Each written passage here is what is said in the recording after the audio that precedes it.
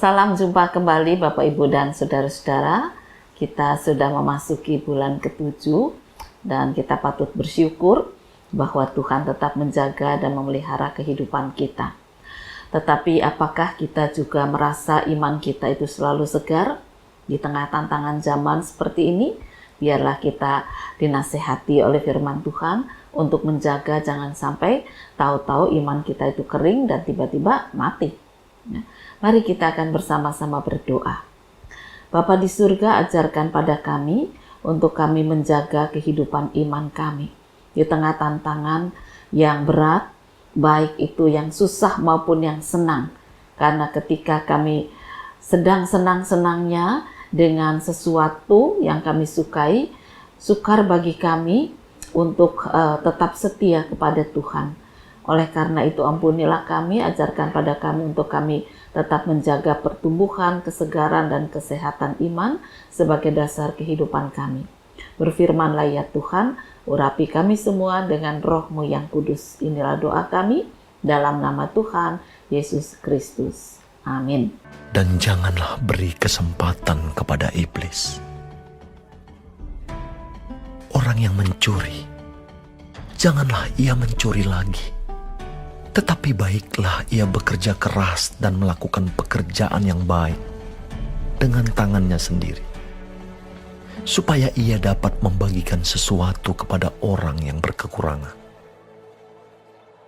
Janganlah ada perkataan kotor keluar dari mulutmu, tetapi pakailah perkataan yang baik untuk membangun, di mana perlu, supaya mereka yang mendengarnya beroleh kasih karunia.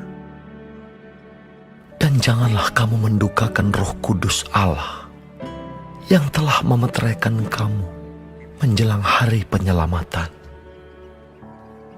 Segala kepahitan, kegeraman, kemarahan, pertikaian, dan fitnah hendaklah dibuang dari antara kamu. Demikian pula segala kejahatan. Tetapi hendaklah kamu ramah seorang terhadap yang lain, penuh kasih mesra, dan saling mengampuni, sebagaimana Allah di dalam Kristus telah mengampuni kamu. Bapak, Ibu, dan Saudara-saudara, saya pernah beli 2 batang tanaman, ya, kembang-kembangan gitu. Lalu saya sirami, saya rawat. Dan mula-mula 2 pot itu sama-sama berbunga. Tetapi tidak lama kemudian yang satu tiba-tiba kering dan mati. Wah, kenapa ya? Saya pikir, kok tahu-tahu dia kering dan mati, padahal saya rawat, saya siram juga. Nah, nggak lama kemudian yang satunya juga kering. Wah, saya pikir ini mati lagi. Tapi ternyata enggak. Nah, ternyata dari bagian bawah itu muncul akar yang baru atau tanaman yang baru, yang segar, yang kemudian menjadi batang yang baru. Nah, memang batang lama itu kemudian kering dan akhirnya mati. Tapi ada batang yang baru dan bertumbuh sampai sekarang masih bertumbuh. Sementara yang satunya ya sudah mati betulan. Nah, apa penyebabnya? Ternyata akarnya, Bapak Ibu. Jadi akarnya yang satu itu tidak menyatu dengan baik dengan lahan di mana dia tumbuh. Akhirnya ketika satu saat dia tidak lagi bisa berkembang, ya mati. Tapi yang satu bertumbuh itu akarnya cukup kuat, ya, menyatu dengan lahan di mana dia bertumbuh dalam pot itu. Lalu ketika yang besar itu tiba-tiba kering batangnya, akarnya ini mampu untuk hidup dan terus menumbuhkan tanaman baru. Sangat menyenangkan. Ya. Jadi saya memperhatikan itu, jangan sampai kehidupan kita sebagai gereja Tuhan tahu-tahu bisa kering dan kemudian mati. Ya. Imannya yang mati, mungkin tubuhnya belum mati, tapi imannya, pikirannya, sikap hidupnya, tutur katanya. Dan itu tidak jarang terjadi. Ya. Lalu di ayat yang ke-27 tadi mengatakan demikian. Janganlah beri kesempatan pada iblis. Artinya apa? Artinya tidak jarang karena kehidupan yang susah, Lalu kita itu maunya marah terus, jengkel terus, sedih terus, ngomongin orang terus, iri terus. Nah itu sebetulnya akar kita sudah tidak kuat lagi. Kalau ini diteruskan, akhirnya iman kita akan mati. Lalu bagaimana tandanya? Kita masih berdoa, nah, tapi sudah malas kebaktian, suruh puji Tuhan berat, suruh bersekutu lagi, rasanya sudah males lah. Apalagi setelah pandemi ini ya, ada banyak orang Kristen itu yang merasakan lah setelah pandemi sekarang enak online aja masih jalan, kok ya bisa milih lagi yang aku suka siapa. Kelihatannya memang dia masih mendengarkan firman tetapi tidak lagi berjumpa dengan saudara-saudara seiman, itu menandakan kekeringan. Bahwa dia merasa tidak butuh orang. Nah, secara sosial manusia itu butuh teman, butuh kehadiran orang lain. Ya, bukan sekedar keluarga itu penting, tapi juga ada teman-teman yang akan membangkitkan sukacita, membangkitkan harapan, membangkitkan semangat hidup, ya, dan sebagainya. Dan kalau kemudian kita berkata aku sudah tidak butuh, nah salah satu tandanya sebetulnya kita ini sudah mulai kering. Oleh karena itu harus diperhatikan. Ada yang tandanya mulai kering itu ketika dia tidak lagi suka dalam ibadah-ibadah kebaktian, persekutuan, tapi dia lebih suka untuk menikmati duniawi. Nah, kalau tadi mungkin masih online, ini lebih menikmati duniawi. Apalagi Car Free sudah dibuka, wah Car Free terus. Atau kalau tidak Car Free, sekarang ini banyak piknikan ya. Setelah 2 tahun ditutup, rasanya seperti tidak terkendali untuk piknik terus kemana-mana. Sehingga tiap hari Minggu itu katanya sudah males ya. Males lah, pokoknya yang penting aku berdoa dan gak mencuri.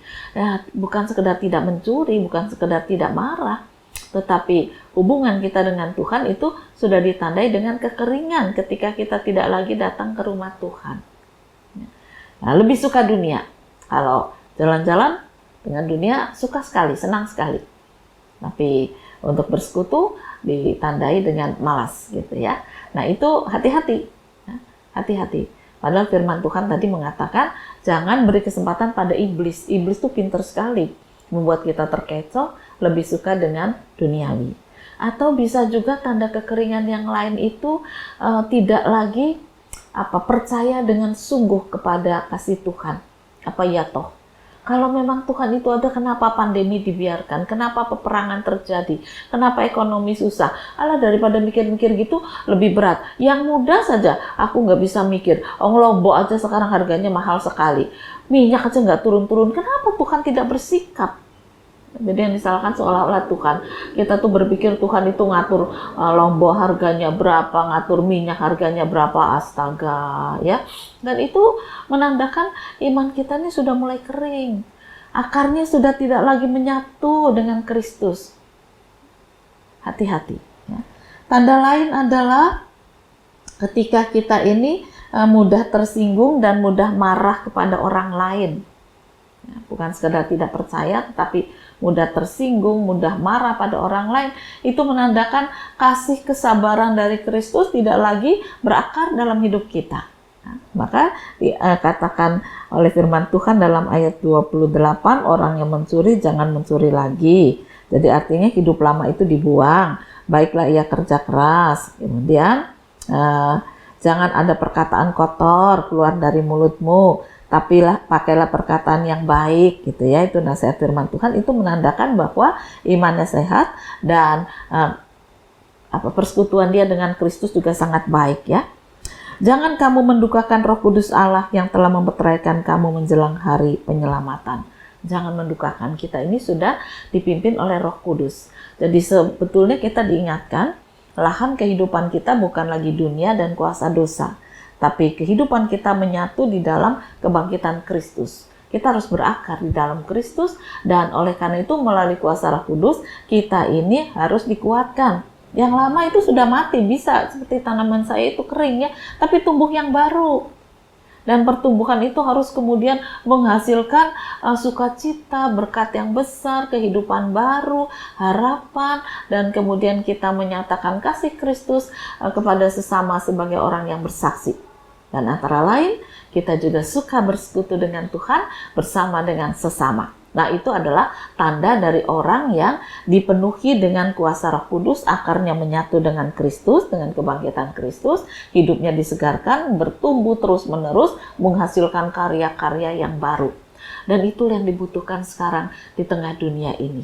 Jangan sampai kita ini terlena, ya, tersinggung sedikit jadi kemudian marah, nggak senang sedikit kemudian kecewa dan marahnya sama Tuhan, atau marahnya pada sesama kita, bisa suami, bisa istri, bisa anak, bisa menantu, bisa keluarga lain, tapi kemudian kemarahan itu menjadi kepahitan bagi kita, nggak senang banget lihat orang itu.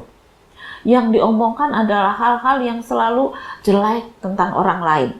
Ya. Apa yang kita lihat tidak pernah positif tentang sesama kita. Selalu kita menilai sesama kita itu jelek semua. Bisa kita menilai baik seseorang ketika hati kita itu diperbaharui di dalam Kristus, lalu berakar dan dipimpin oleh Roh Kudus, kemudian kita merasa sukacita. Mengasihi sesama, maka yang ada dalam pikiran kita karena didasarkan cinta kasih yang subur, kita bisa melihat kelemahan orang lain itu dengan cinta kasih. Oh iya, dia memang punya kelemahan. Mari kita tolong, kita topang, kita bimbing supaya dia tidak hidup dalam kelemahannya. Kita juga bisa melihat kelemahan kita sendiri. Dan karena itu kita akan berusaha untuk menyadarkan diri kita ini sudah dipindahkan dari lahan yang lama ke lahan yang baru. Dari akar yang lama, akar yang baru ini sekarang kita bertumbuh dalam Kristus, tanaman kita tanaman baru di dalam Kristus, di bawah pimpinan Roh Kudus. Oleh karena itu mari kita perhatikan diri kita. Sudah memasuki bulan ke-7, apakah kita masih merasakan kepahitan-kepahitan dalam kehidupan ini? Kekeringan akan diakhiri dengan kematian. Tetapi pertumbuhan akan disertai dengan sukacita dan kesegaran, dengan harapan, dengan hasil buah-buah yang baru. Jadi marilah jangan biarkan kita kering dan mati. Tapi kita tumbuh dalam pembaharuan karya Kristus, lalu tumbuhkanlah kasih Kristus itu dalam diri kita dan dalam diri sesama, maka kita akan selalu disegarkan dan menghasilkan kemuliaan bagi nama Tuhan. Selamat berkarya, Tuhan memberkati firman-Nya. Amin. Mari kembali kita akan berdoa. Tanpa kami sadari, mungkin kami sudah mulai mengalami kekeringan. Ampunilah kami. Kami bersyukur Engkau mengingatkan kami, menyadarkan kami, supaya kami kembali disegarkan. Kami bertumbuh di dalam Kristus, berakar di dalam Kristus. Yang lama sudah kering dan mati, biar kami tinggalkan. Dan sekarang kami akan hidup di dalam karya pembaharuan melalui kuasa Roh Kudus. Biarlah kami berpengharapan senantiasa dengan iman yang disegarkan di dalam kasih Kristus. Inilah doa kami dalam nama Tuhan Yesus Kristus. Amin.